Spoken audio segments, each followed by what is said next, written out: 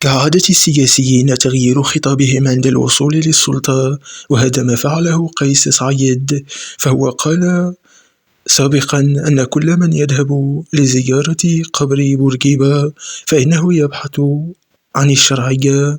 ومرت السنوات ووصل قيس سعيد لحكم تونس، فالديمقراطية تكون في بعض المواقف نقمة على الشعوب.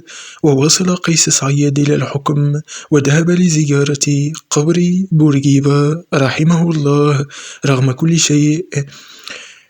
وبهذا نفهم أن من يحكم تونس اليوم خطابه السياسي خطاب شعبوي متجاوز، وهو بعيد كل البعد عن السياسة.